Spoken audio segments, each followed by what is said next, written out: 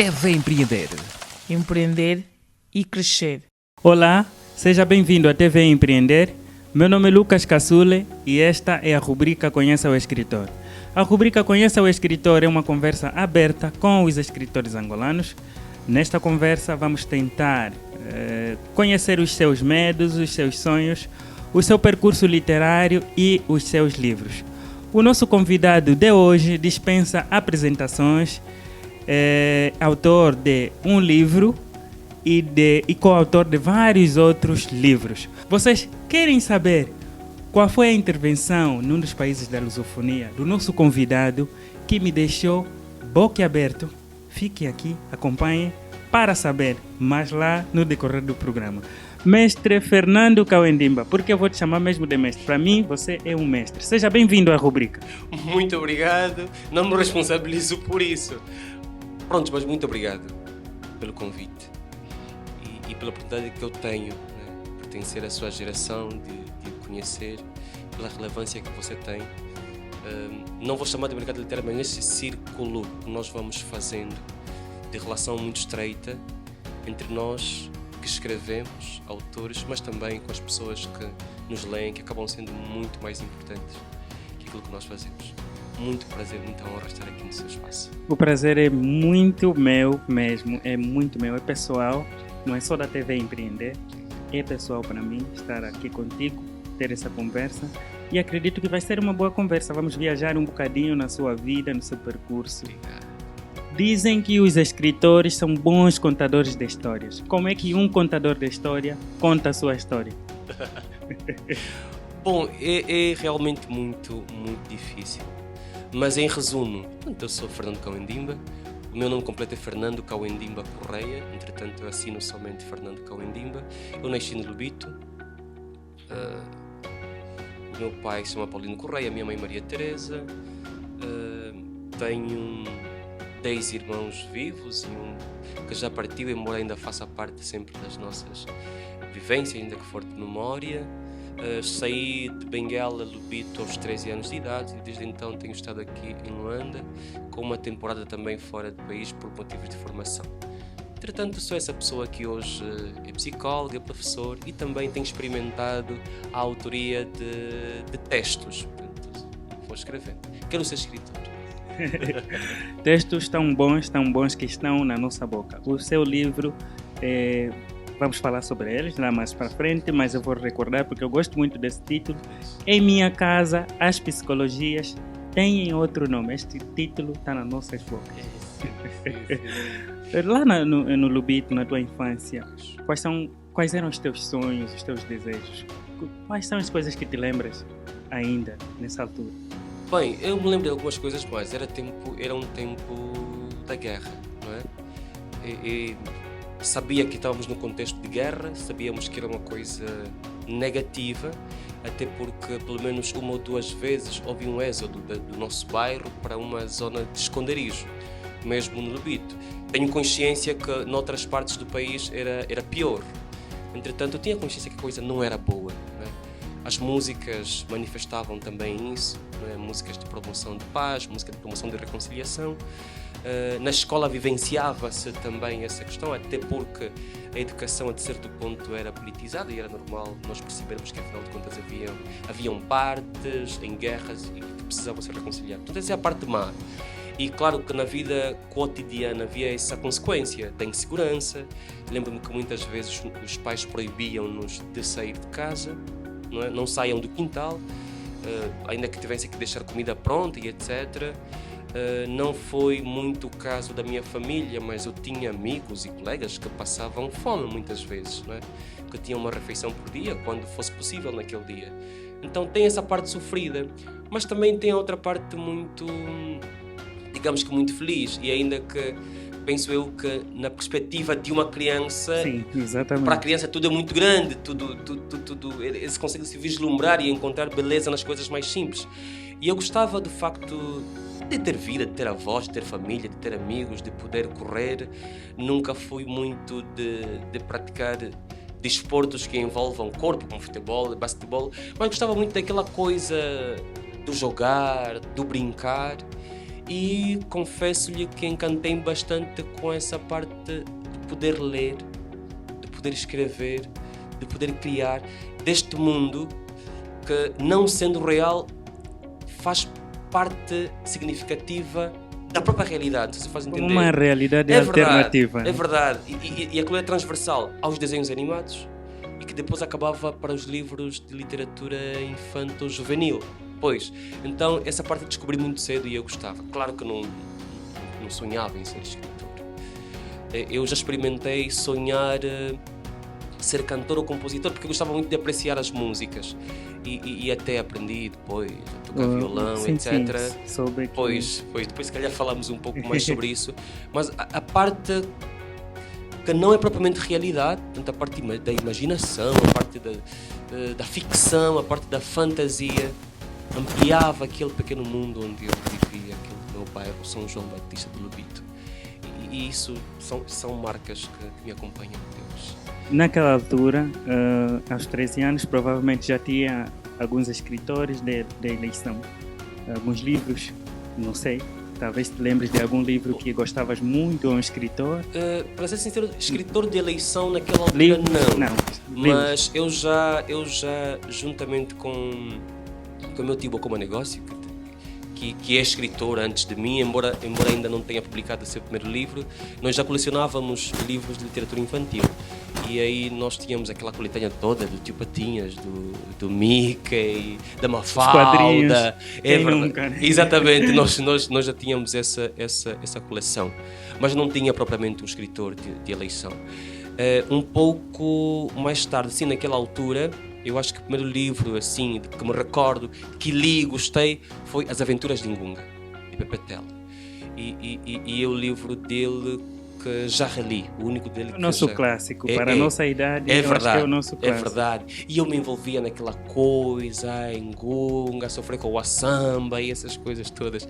Foi um livro que eu me amarrei e gostei muito. Depois, os discursos do mestre da moda, né? Primeiro em fragmentos, depois pude ler o próprio livro e foi assim a minha incursão pela literatura angolana. Quando é que em minha casa as psicologias têm outro nome, começa? Bom, começa de que forma? Havia algum tempo, eu sou professor de psicologia, ainda estou vinculado a uma instituição de ensino superior e pronto, já havia essa cobrança da parte de colegas e de estudantes de que eu tivesse alguma obra publicada. Mas, para ser sincero, tinha consciência sobretudo da criação de uma obra científica, técnica, e sabemos muito bem que isso não basta o engajamento do autor, mas precisava de condições para poder fazer a investigação. Isso envolve tempo, dinheiro e etc. Entretanto, eu tinha uma estudante que foi muito mais contundente nessa cobrança. E está bem. Depois, naquele mesmo intervalo, só resumir isso, né? Naquele mesmo espaço, naquele mesmo tempo, depois com um amigo meu que serviu de meu agente literário, digamos, sobretudo na parte de comunicação e marketing, que é o Osvaldo Mboco, a quem mando um abraço, começamos a andar à procura de possibilidades de virmos a publicar qualquer coisa. Embora ainda era só intenção termos uma coisa concreta para publicarmos. E depois chegamos a receber um convite, eu recebi um convite do Piocamba Caçua, pela editora Cássias. Mas a ideia era escrevermos um livro, uma compilação multidisciplinar, onde podia ter eu como psicólogo, e já ele sugeriu que eu fosse coordenador, mas podíamos também ter uma área médica, podíamos ter uma área jurídica, e falamos de questões que têm a ver sobre gravidez, parto, a condição da mulher neste estado, né? Neste estado de gravidez. A dimensão psicológica, a dimensão médica, de obstetrícia, a vivência social, tanto um sociólogo também, que no caso era o Walter Bastos. Da parte médica nós tínhamos a doutora Susana Trindade, na parte jurídica nós tínhamos o doutor Rafael Nangaia Fina, etc. Portanto, fizemos aquela compilação.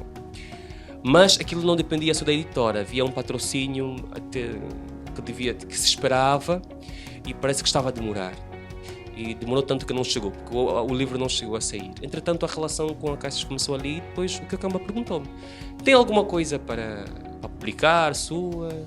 Depois de saber que eu não tinha nada publicado já. Eu disse, tenho algumas coisas no computador. Na verdade não tinha. Né? Eu disse, tenho, e posso dizer, não, vamos trabalhar ainda neste projeto, mas depois traga o seu livro individual para fazermos. Foi incentivo. Pois foi, naquele dia eu fiquei sentado e tal. Eu ia fazer um livro de introdução à psicologia, mas como já disse há pouco tempo, não tinha dinheiro, não tinha tempo para poder fazer investigações, queria ir ao campo e tal, ou falar da história da psicologia em Angola. Prontos. Como eu dava aulas de uma cadeira que se chama Psicologia, Ciência e Profissão, então tínhamos um capítulo, quase que não chegávamos porque a matéria estava escondida lá para o fim. O semestre terminava sem que explorássemos aprofundadamente aquela parte, que era sobre a história da psicologia em Angola. Então, como eu tinha alguns marcos históricos já nos meus apontamentos, não é? Então eu falei assim, não. E na altura eu estava a ler o recém-publicado, na altura tinha sido publicado em 2018, acho que publicou em 2017, o romance musical do Calafé Palanga, Também os Brancos Sabem Dançar, onde ele fez uma biografia ficcionada do Kuduro. Gostei daquele conceito, mas infelizmente ainda não li na íntegra. Pois, eu lhe empresto, se preciso. Se tiver em rede nacional. Eu lhe empresto. Pois, então eu falei, vou fazer também uma biografia romanceada da psicologia em Angola, vou experimentar, vou me aventurar nisso. Então eu me pus a colocar agosto, setembro, outubro de 2018, eu escrevi este romance. Podia ser um livro científico. É um romance técnico, que acaba sendo um ensaio, praticamente. Sim, praticamente, sim. Aí fica toda a coisa misturada. E tem outra coisa. Colocamos aqui romance, porque em minha casa de especialização, como vocês sabem que você é psicólogo, podem não pensar que se trata de ficção. Algumas já podem se sentir enganadas. Então colocamos ali romance. Mas sinceramente eu sou daquelas pessoas que não gosta de ser rotulada, nem de rotular as obras. Porque eu penso que organizamos dessa forma, em função do gênero literário, né? Em função do conteúdo, em função do tamanho, podemos ter, é ficção e dentro da ficção é romance, é conto, é novela, etc. Mas eu prefiro escrever. Está ali, não é? Vamos chegar lá quando escrevi os primeiros contos de um livro meu que vai sair neste mês, em Lisboa. Eu mandei para o Al-Njali e ele disse assim, eu pensei que era crônica. Primeiro texto. Isso não é crônica, isto é conto. Tá bom, que seja. Escrevi outra crônica e mandei para ele. De novo, isso não é crônica, é conto, então vai ser contos. Pronto, então... E então prefiro escrever. Escrevemos, nós pois, que a gente escreve, pois, depois vocês cria. decidam. Exatamente. Mas a mensagem está passada. Eu costumo pensar assim, há verdades que não cabem num género. Então eu quero escrever aquela verdade. Eu quero escrever quero transcrever aquela realidade. Isto é que me interessa. Agora, se isso caber em conto, em romance, em novela, isso que seja já, isso é secundário para mim. Eu gostei do facto de teres transformado num romance. Pois. Porque quando nós assumimos que o livro é técnico, eu não sei porquê, na nossa sociedade nós temos as pessoas têm dificuldades em ler livros técnicos. Mas quando entendem que é uma ficção, a ideia de transformar, de criar uma história ficcionada em relação a um problema é genial. Estás a ver? Não paras de surpreender a sociedade angolana. Eu gostei da ideia. Obrigado. Parabéns. Quais foram, já entendemos o percurso, mas suas inspirações, a sua inspiração para conceber o livro, para terminar o livro, no que é que tu se apegavas? Bem, eu me recordo que naquela altura eu estava a ler muitas coisas na altura em que eu escrevi isso. E devo confessar também, eu não antes de escrever, ou antes de ter a intenção, de ter me comprometido com a editora de que ia apresentar em pouco tempo um livro para ser publicado, eu estava mais a ler livros técnicos. Eu estava a dar aulas naquela altura e então estava a ler muitos livros de psicologia, etc. Principalmente. Mas depois comecei a fazer uma incursão pelos livros. Me recordo que naquela altura eu estava a ler o Evangelho segundo Jesus Cristo, de José Saramago. Eu estava a ler Teoria Geral do Esquecimento, né, de José Eduardo Agualusa. E estava a ler Terra Sonâmbula, de Mia Couto. Já tinha lido, naquela altura, uma antiga estudante minha, agora colega psicóloga, a Ana Neto, a quem mando um abraço, me tinha trazido alguns livros, e dentre eles, para além deste do Saramago, também me enviaram o livro de Calaf Palanga, que já tinha lido. Então eu vou dizer que se calhar de forma ainda que for indireta terei tido alguma Serviram de influência impulso, exatamente para isto, sobretudo na colocação das coisas, né? Porque a gente contar uma história não é só contar como faz um jornalista. Pois. A gente tem que ter técnicas, tem que ter formas de colocar, né? O enredo e tal. Penso que terei tido uma influência quase que direta dessas 4 obras ou desses 4 autores. E fico muito feliz que ao fim e ao cabo, afinal, acaba não sendo parecido com nada disto. Acaba sendo um registro meu próprio nessa primeira aventura. Não sei se lhe respondi a pergunta. Já. Pois. Na tua opinião, quais são as maiores dificuldades para os escritores angolanos atualmente lançarem livros? Bom, nós temos imensas dificuldades. Bom, tem a parte do escrever que é uma. Né? E eu penso que a primeira eventual dificuldade terá sido que nós também temos difícil acesso aos livros, não é? O livro ainda é muito caro. Se nós comprarmos o salário mínimo do angolano para comprar o livro, aqui é muito caro, não é? A produção é muito cara e sabemos por isso que para chegarmos ao preço do livro no mercado acaba sendo aquilo quase que dispendioso em função deste todo um processo, não é? Importar livro é muito caro, ainda cobram-se taxas, não é, muito pesadas. Então, para um escritor que tem difícil acesso ao livro enquanto leitor, fica muito complicado, não é? Há uma comparação muito subjetiva, obviamente, mas que já ouvi muitas vezes o Gonçalo M. Tavares a fazer. A parte de escrever é a segunda parte de um jogo. Primeiro é ler. Então, se um escritor tem dificuldade de ter livros para poder ler, aí fica muito complicado. Então, nós temos que comprar muitos livros. Eu tenho que comprar muitos livros. Eu tenho que ler muito. E esse é o primeiro exercício com uma dimensão de dificuldade. Mas acabamos superando porque isso tudo transcende a vontade que nós temos de criar, transcende essa dimensão. E outra coisa, e o escrever acaba fluindo nessa dimensão. Depois vamos na questão da produção, não é? O encontrar editoras, sobretudo para o primeiro livro, fica muito, mas muito complicado. As editoras encaram também isso, e eu não critico, como negócio. Então querem já se calhar um Lucas Cassule, que já tem nome, que já é conhecido, que já tem um público, não é? Aliás, que tem um público que até cobra quando o Lucas Cassule não está a publicar, não está a apresentar, eventualmente. Então fica muito difícil essa medida. Fazem falta os concursos, por exemplo.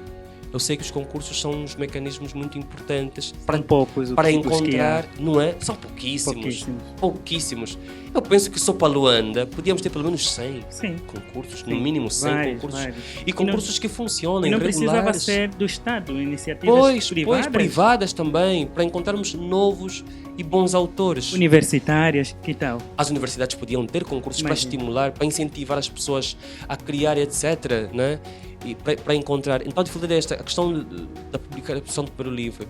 E depois, quando parte para a produção, para a edição independente, temos ainda outra dificuldade. Nós estamos a falar em mais de 1 milhão de kwanzas para podermos fazer isso. E quem é o escritor iniciante? Muitas vezes não tem emprego, não tem outra atividade que lhe renda, para além daquilo que é, se calhar, é o sustento das necessidades básicas, não é? Então nós temos essa dificuldade. E depois de publicar, a dificuldade também continua, não é? Onde publicar, não é? Onde publicar, onde apresentar. Onde apresentar. Onde vender.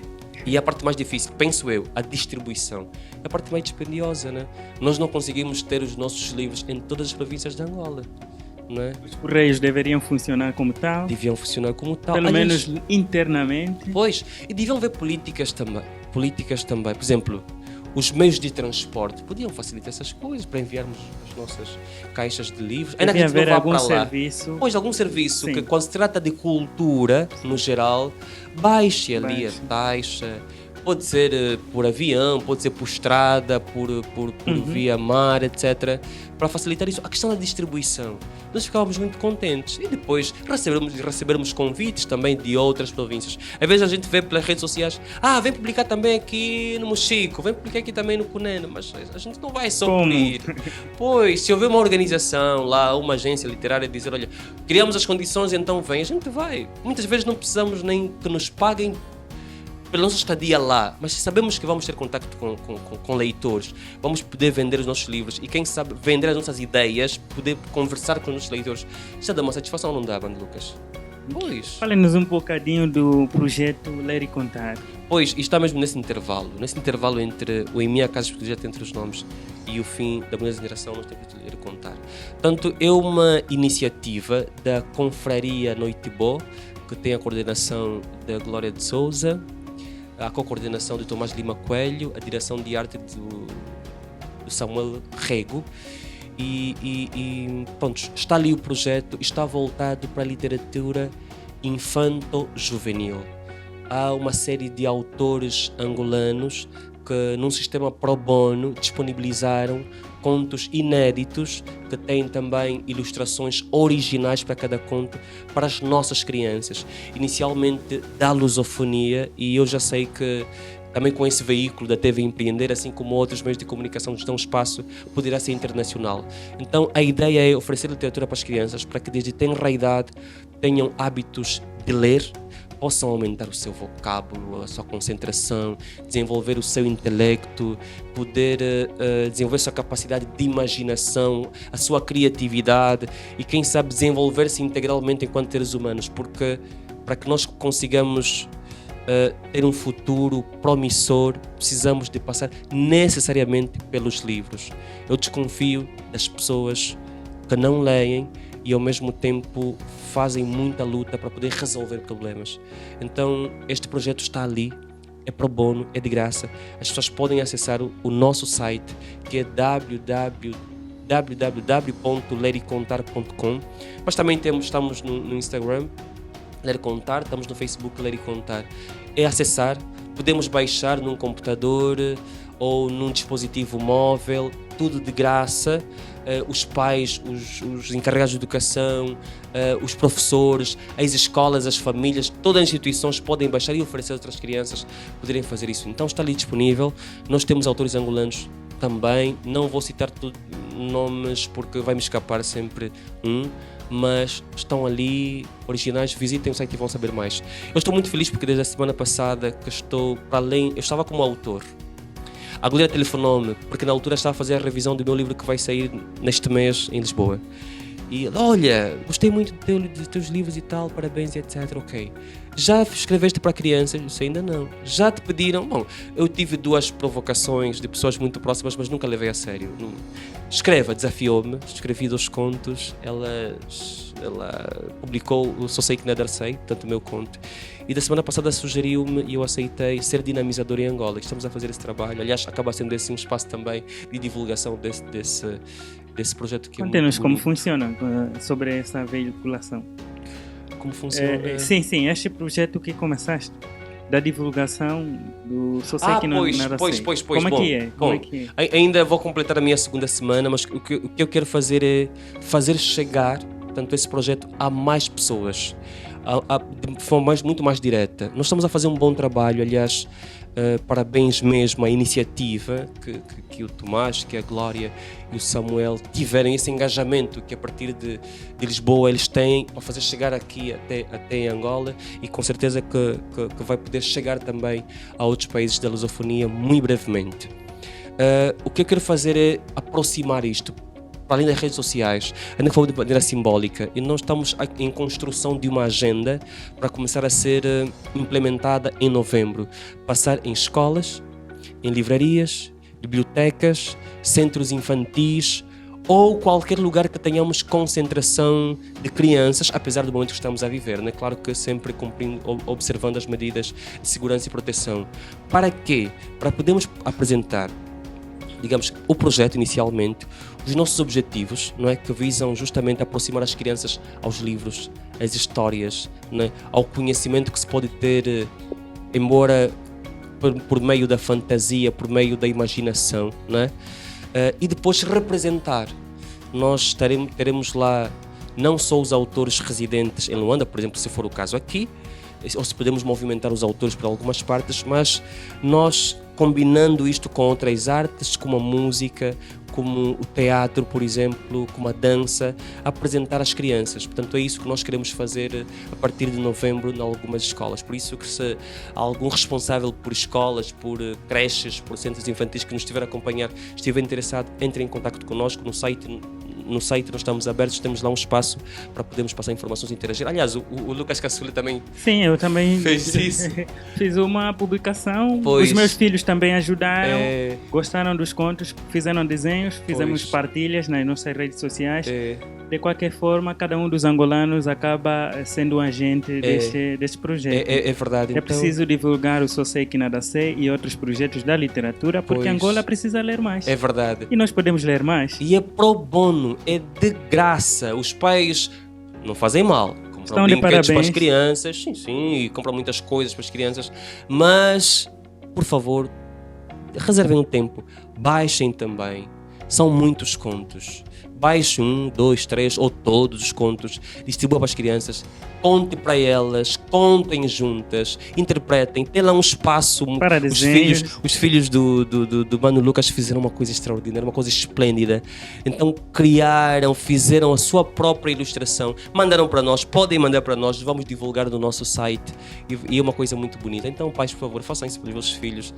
Colaborem dessa maneira com o grande projeto Ler e Contar da Confraria. Eu tenho que vos parabenizar pela iniciativa. Ler e Contar é um projeto estrondoso, mesmo, atual. Fernando, conta-nos como é que é escrever para a criança. Eu antes de responder, tive a oportunidade de ler o seu conto, Só Sei Que Nada Sei, eu gostei. O primeiro conto que eu li, primeiro foi o Só Sei Que Nada Sei. Que Nadar Sei. Só Sei Que Nadar Sei. Só Sei Que Nadar Sei, desculpa, eu sempre faço confusão.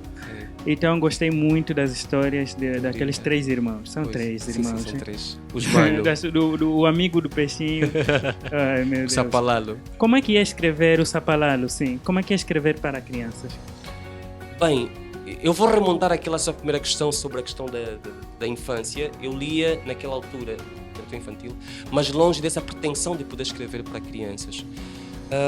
Eu já tinha ouvido algumas entrevistas de autores que escrevem para crianças. O Onjak escreve muito para crianças, o Agualusa escreve muito para crianças, o Miyakoto escreve também para crianças e até tem obras premiadas. Mas eu comecei a me lembrar de alguma coisa que já ouvi do próprio Miyakoto, de que a ideia é nós escrevermos para as crianças pensando, digamos que, no seu nível de entendimento. Baixar o nível de vocabulário. Mas não. As crianças são muito inteligentes e nós muitas vezes menosprezamos-las. E então, escrever para as crianças é o quê? É nós engajarmos-nos um pouco mais, pelo menos foi isso que aconteceu comigo, estimulamos um pouco mais, não na racionalidade, que muitas vezes nós apelamos enquanto adultos, e se calhar de forma natural, não necessariamente, digamos que, na sensibilidade enquanto experiência como tal, mas aprimorarmos a questão da imaginação, não é?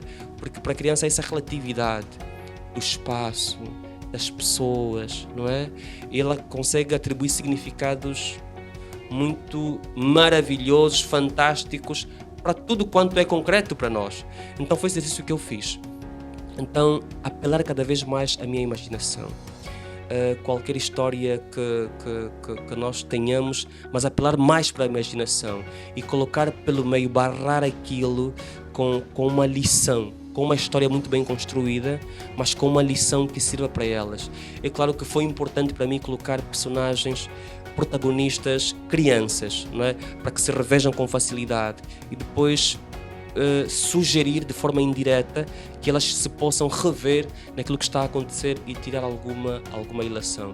Mas em termos mais concretos, sem romancear isso que aconteceu comigo, então eu li a obra infantil da Domingas Monte. O Sapo Azul. Pois. Não, eu li outro.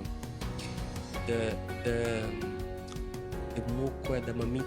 Como é que é? A marmita Peço de desculpas, Mupa, Mana acho que é Domingas. exatamente Mana assim. Domingas Monte, peço Exatamente, desculpas. eu também perdi. Pois, mas eu li e reli. Coloquei ali. Peguei o beijo da palavrinha do Mia Couto. Li e reli. Né? Coloquei ali. Uma escuridão bonita de Onjaki.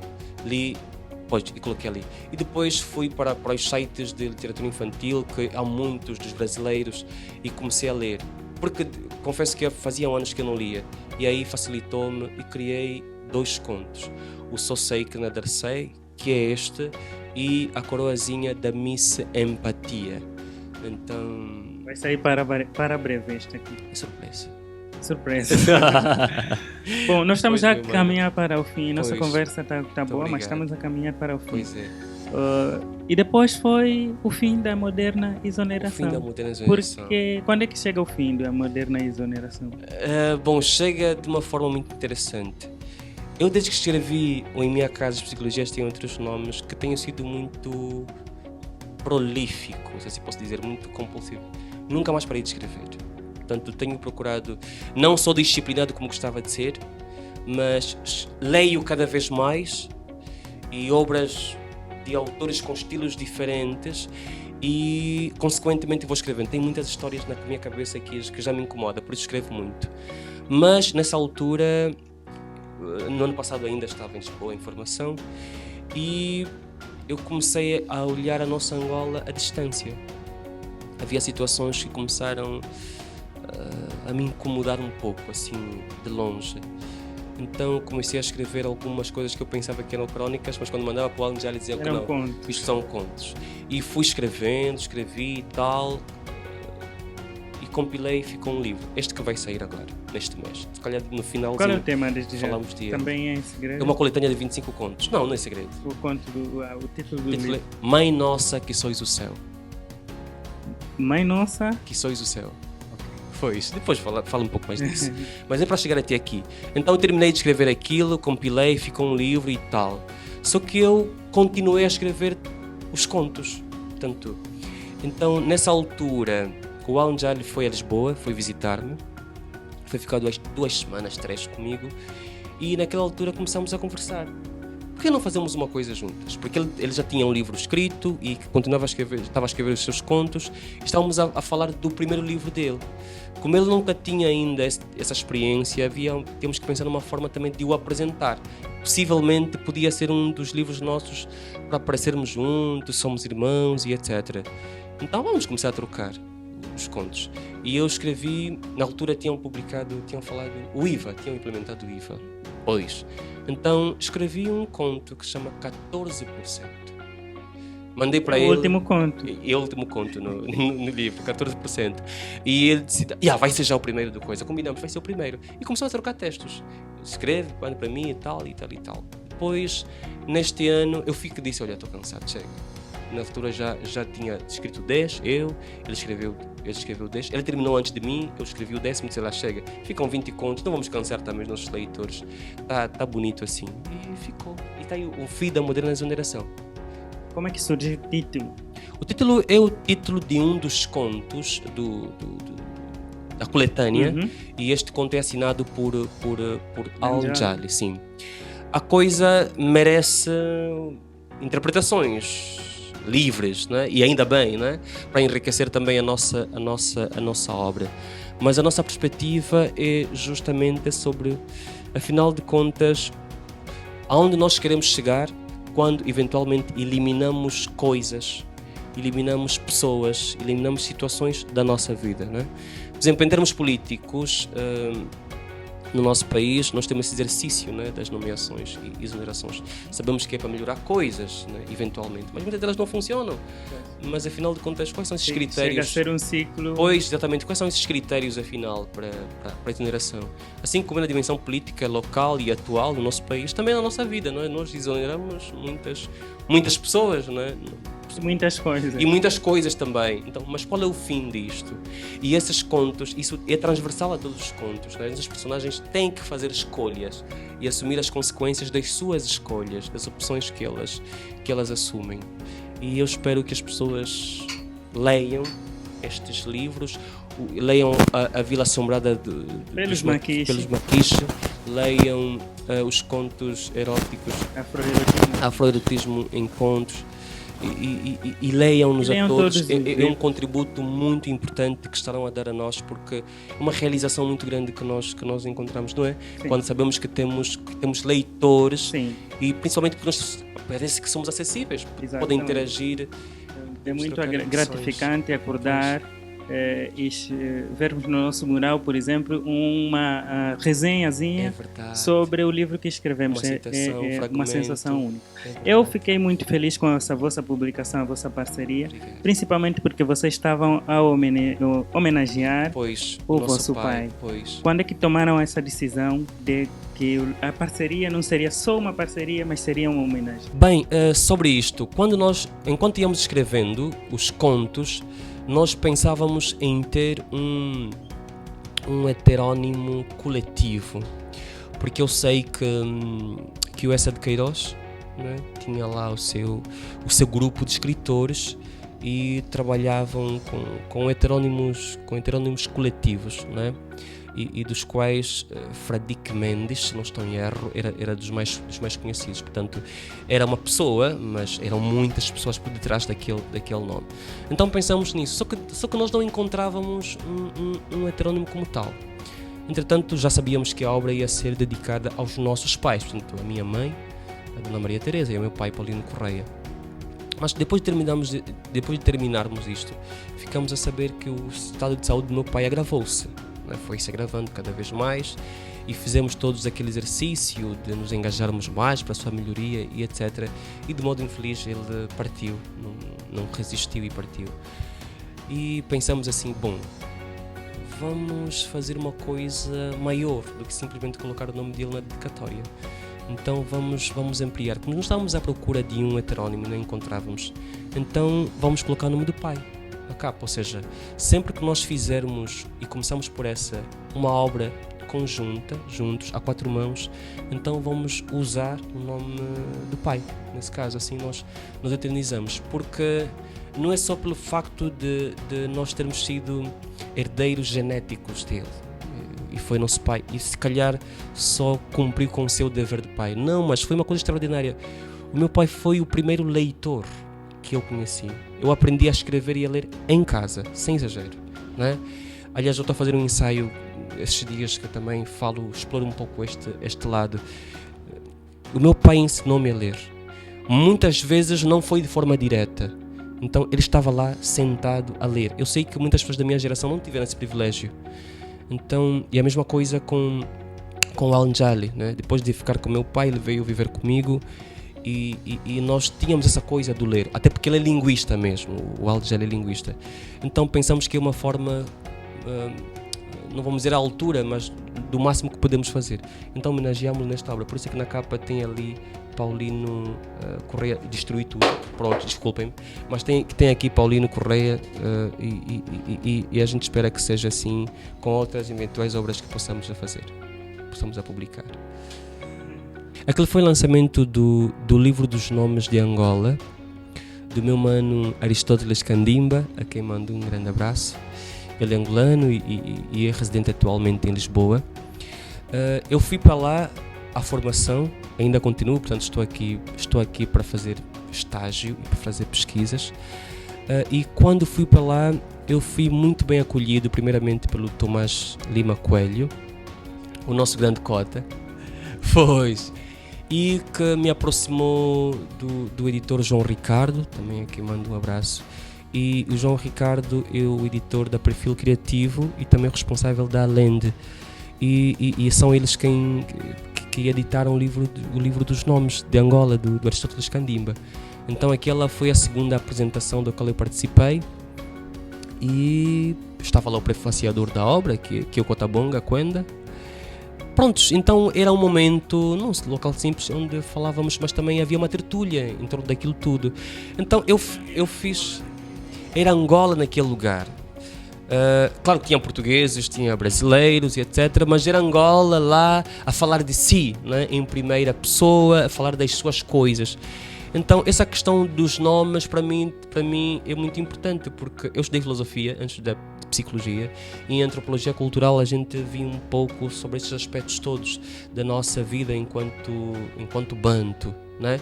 E o nome somos nós, o nome não é nosso, o nome somos nós próprios, não é? A questão do significado dos nomes está por detrás daquilo que os nossos pais desejam que nós sejamos, não é? O nome pode dar sorte, pode dar azar, né? na nossa concepção. Por isso é que a atribuição dos nomes hoje, eu só olho já, né? da junção dos nomes, de não sei o quê. Claro que nós não vamos descurar, não vamos desprezar, cada um tem seus critérios, mas com base nos critérios banto, então tem muito disso. O nosso nome transcende, tanto é que diziam assim: não me chame de noite, vão roubar o meu nome. Então tem essas coisas. Então deu um contributo em relação a isto, a questão da atribuição e etc. Muito obrigado. Por isso que estava lá. Muito obrigado. Muito obrigado, meu nome. Assim, de forma rápida, diz-nos como queres que a sociedade se lembre de ti nos próximos anos. Não, legado, pois. Primeiro falei de Raspão, deixa-me só fazer menção que eu acho que em menos de 15 dias, depois nas minhas redes sociais, Fernando Cauendimba, no Instagram, no Facebook também, eu vou lembrar, mas o meu próximo livro vai sair em menos de 15 dias. Primeiro vai estar disponível só em Lisboa e depois vamos ver quando é que vamos fazer o lançamento oficial aqui em Angola. É uma coletânea de 25 contos, se chama Mãe Nossa que Sois o Céu. Garanto-vos que é muito interessante para falar um pouco do feminino e do valor das mulheres, tanto no mundo e no nosso mundo individual. Prontos. Mas sobre o meu legado, eu sou psicólogo e sou professor, isto está assente. Eu ainda tenho alguma dificuldade em me assumir como escritor, porque quanto mais escrevo, mais descubro coisas por fazer. Mas eu gostava muito que amanhã as pessoas pudessem ter acesso às minhas obras e puderem captar muitos elementos que sejam úteis para o seu desenvolvimento pessoal e para o seu desenvolvimento intelectual, seu desenvolvimento moral, religioso, porque eu tenho, penso eu, deixado escapar, muitas vezes de forma inconsciente, muitas vezes de forma involuntária, esses elementos que fazem a minha mundividência, né? Eu tenho uma formação religiosa muito forte, mas também tenho uma educação moral, uma educação sexual, uma educação cívica também muito bem assente, por conta da minha passagem por casas de formação, pelos seminários, etc. E ainda que eu não tenha como intenção de escapar na minha obra, mas também tenho essa formação profissional em psicologia, em filosofia, na académica, e eu penso que mesmo sem querer deixo escapar ali. Então esse é o legado que eu quero que as pessoas tenham. Quando fizer a leitura de um texto meu, então consiga captar elementos que lhes sejam úteis, que lhes sejam construtivos, ainda que não concorde com o que eu estiver a dizer, pelo menos que seja uma coisa desafiadora. Por isso é que eu tenho muito cuidado. Não sei se Mano se recorda, eu publicava os primeiros parágrafos de livros dos meus amigos e das pessoas que eu gostava, porque é isso que eu quero, que cada parágrafo tenha qualquer coisa útil e importante na vida das pessoas. Isso realmente me interessa. Perfeito, interessante. Para os nossos seguidores, amigos que quiserem comprar as suas obras, em minha casa, acho que as psicologias têm outro nome, e o fim da moderna exoneração, qual é o contacto ou onde devem solicitar? Em minha casa as psicologias têm outros nomes. Primeiro está disponível no site da editora Acácias, está lá disponível, e eles fazem entregas ao domicílio de 3.000 kwanzas. Bom, também podem fazer a compra, está em muitos lugares, mas se calhar a coisa mais fácil. Então, no meu Instagram, podem começar a sigam, sabem todas as pessoas, Fernando Cauendimba. No Facebook também Fernando Cauendimba, mas no Facebook já tem um número, me parece que acima. Se calhar vamos todos para o Instagram e lá interagimos. Tem página, tem página Fernando Cauendimba e podem lá estar. O Mano é muito mais do marketing que eu. Pois, o fim da moderna exoneração também está em Luanda, na livraria Quilunge, tá? Ali na Faculdade de Ciências Sociais, não é? Está na livraria Como Tu, portanto, no Preço de Nova Vida. Eu sei que eles têm outra loja também. Está no cartório da Igreja da Sagrada Família. Vai estar noutros lugares, vai estar com o mano Lucas Cassule, mas qualquer coisa para receber também o livro autografado, não é? Não se esqueçam que o Só Sei Que Não É Da Sei é da minha autoria, mas todos os contos também estão disponíveis gratuitamente, sim, esse gratuitamente no site www.lericontar.com, e depois o meu livro vai estar disponível, o meu próximo livro vai estar disponível também no site www.autores.club da Perfil Criativo e da Alende. Mensagem para os novos escritores. Manos, vamos combinar assim. Leiam muito. Há um provérbio japonês que diz: para que tu escrevas um livro, leia 1000. Leia muito. Esta é a principal escola para um escritor, mas leia muito mesmo. Entretanto, não deixe de escrever, ainda que for para aprimorar a sua escrita. Não deixe de escrever. Porque escrever é uma coisa, publicar é outra, totalmente outra. Ainda que haja dificuldade para publicar, não se desmotive. Há muitos escritores da literatura universal que morreram sem ter publicado um livro sequer. Entretanto, têm obras muito importantes nos cânones da literatura internacional. Portanto, escreva e nunca pare. Entretanto, não deixe de fazer links com as pessoas. Interaja com os autores que já escrevem e sejam acessíveis. Converse. Tem que se abrir. Participe de concursos também. O Lucas Cassule está a promover um concurso. Já fechou? Participem, não se escondam, interajam. Depois, ainda bem que nós temos muitos autores que não são estrelas. Não está a ver o meu caso mesmo, estou aqui com uma estrela aí e me recebeu. Então interajam, é muito importante que isso seja. São os autores angolanos que tu admiras e tens como referência? São muitos, se calhar são todos, mas vou-lhe ser direto. Você está mais próximo e eu vou falar de si. E eu vou confessar, é a primeira vez que eu me encontro com Lucas Cassule. Também desde que voltei ao nosso amado país, ainda nunca tive a oportunidade de poder me encontrar. Mas o Lucas Cassule, eu não vou admirá-lo só como escritor. Portanto, ele é quase tudo e está entregue todo pelo livro. Portanto, ele faz uma coisa que é muito mais difícil, penso eu, nessa coisa de ser autor em Angola, que é a questão da divulgação.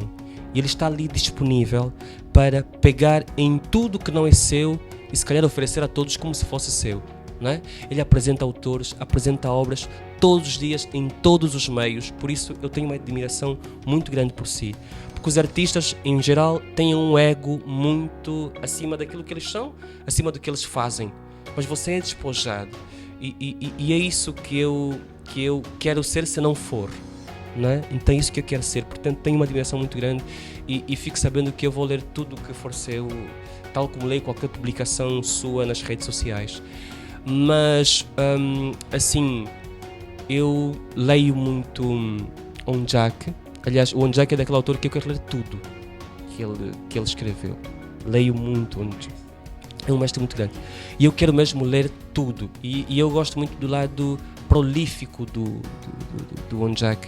Em Portugal, por exemplo, tem Gonçalo M. Tavares, que em 6 anos publicou 23 livros, em 9 anos publicou 30 livros. Quer dizer, eu admiro-os por esse lado também, né? E particularmente Onjak, porque é angolano. Eu quero chegar até esse ponto de escrever tudo, até porque a nossa experiência de vida é curta, vamos já fazer tudo de uma vez. Eu gosto muito do Gociante Patissa, né? Eu li O Homem que Plantava Árvores. Poxa, como é que um humano assim, tão novo, o Gociante Patissa deve ser só uns 10 anos ou menos mais velho que nós, mas poxa, ele faz uma coisa com esse grande valor, com essa qualidade que se calhar nós esperaríamos só de um autor internacional ou consagrado já há algum tempo. Portanto, leio muito Gociante Patissa.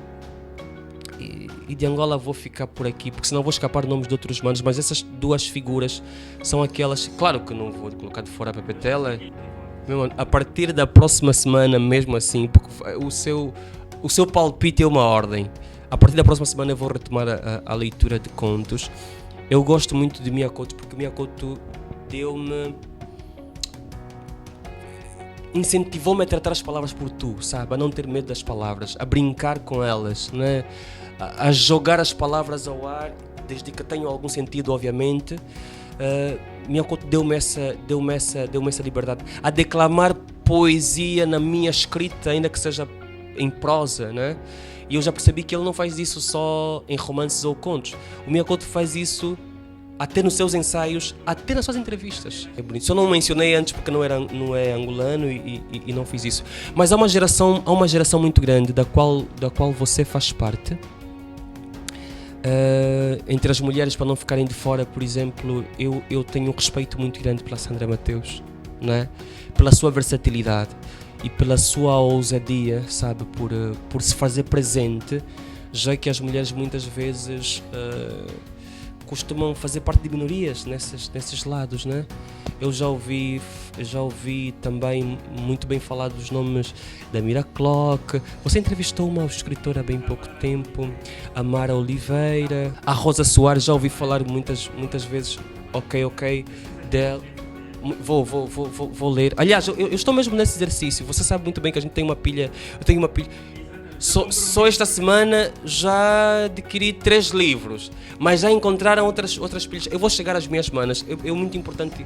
Eu quero ler o que é que os meus manos do meu tempo estão a fazer, né? Para também compreender o que é que anda a ser feito e etc. Preciso ler isso tudo. Mas não me esqueço dos agentes literários. Tem a Etna Kiss, já estou a acabar. A Etna Kiss é a Lu Sapo, que tem feito um trabalho grande para a literatura angolana. Muito obrigado, amigo. Obrigado, meu irmão. Fernando Cauendimba. Sucessos não só para si, para a sua equipe de produção também, que muito se engaja para poder fazer chegar e inspirar mais leitores, escritores e todas as pessoas que se envolvem na vida do livro. Obrigado pelo convite, pela oportunidade. Espero estar aqui noutras vezes com outras obras também. Muito obrigado por nos acompanhar. Terminamos a nossa rubrica. Até a próxima. Já sabem, TV Empreender e crescer. É sobre nós.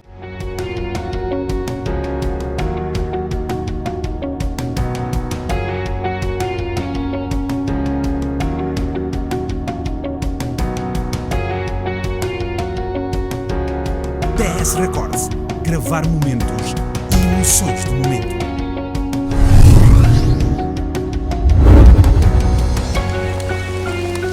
TV Empreender. Empreender e crescer.